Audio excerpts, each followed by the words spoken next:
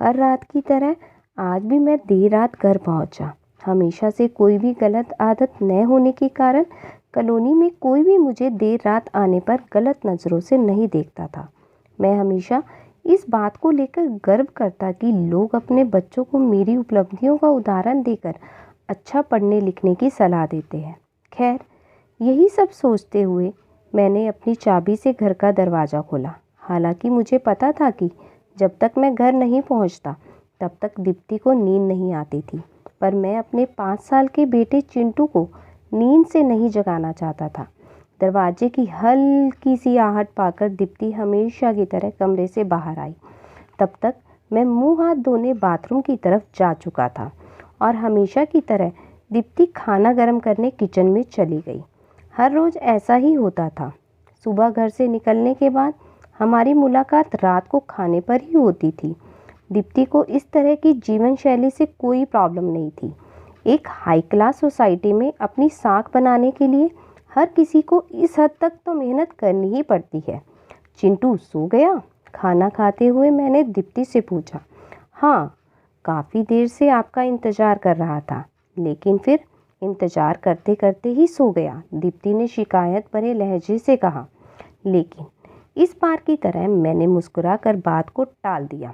रात को देर से सोने के कारण हर रोज़ मैं सुबह देर से ही उठता था, लेकिन जब तक मैं उठता था तब तक चिंटू स्कूल चला जाता था। चिंटू की हमेशा शिकायत रहती थी कि मैं उसे कभी बाहर घुमाने नहीं ले जाता और शायद इसी बात को लेकर वो मुझसे नाराज़ भी था। हमेशा की तरह मैंने उठकर दीप्ति को आवाज़ लगाई और बाथरूम में घुस गया। थोड़ी देर में ही दीप्ति नहाने के लिए गर्म पानी ले आई। तुम नहीं होती तो मेरा क्या होता? हमेशा की तरह मैंने पानी की बाल्टी लेते हुए अपना घिसा पिटा डायलॉग मारा और हमेशा की तरह ही दीप्ति मुस्कुराते हुए खाने की तैयारी करने किचन में चली गई। खैर, ऑफिस के लिए तैयार होकर जब मैं डाइनिंग टेबल पर आया तो चिंटू मुंह फुलाकर बैठा था। क्या बात है जनाब, आज स्कूल नहीं गए? मैंने प्यार से चिंटू के बालों पर हाथ घुमाते हुए बोला। आज संडे है, चिंटू ने गुस्से भरी आवाज़ से कहा। काम की भागदौड़ में मैं यह भी भूल गया था कि आज संडे है और आज दिन में मैंने चिंटू के साथ मूवी जाने का प्रॉमिस किया था, लेकिन आज तो मुझे क्लाइंट मीटिंग के लिए ऑफिस जाना था। मुझे ऑफिस जाता देख चिंटू को अपना मूवी प्लान खतरे में पड़ता दिखाई दे रहा था और शायद इसीलिए वो मुझसे गुस्से से बात कर रहा था। पापा, आप 1 घंटे में कितने पैसे कमा लेते हो? अचानक चिंटू ने पूछा। चिंटू ने पहले कभी इस रवैये से मुझसे बात नहीं की थी। शायद गुस्से में होने से ऐसा कह दिया। लगभग 1000 रुपये, मैंने कहा। क्या आप मुझे 500 रुपये उधार दे सकते हैं?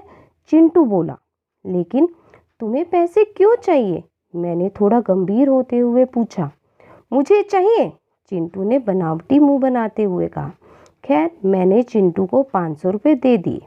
चिंटू उठा और अंदर से अपनी गुल्लक ले आया। चिंटू ने अपनी गुल्लक से 500 रुपये निकालकर 1000 रुपये मेरे हाथ में रखते हुए कहा। क्या आप कल मुझे अपना 1 घंटा दे सकते हैं? मुझे आपके साथ बैठकर खाना खाना है। बहुत बिगाड़ रखा है तुम्हारी मम्मी ने तुम्हें। चिंटू की इस हरकत पर मैंने गुस्से से चिंटू को एक थप्पड़ लगाते हुए कहा। आज ऑफिस जाते हुए मेरे मन में बस यही चल रहा था कि इस भागदौड़ भरी जिंदगी में क्या सब कुछ खरीदा जा सकता है? हालांकि मैं भी तो चिंटू को यही सिखा रहा था।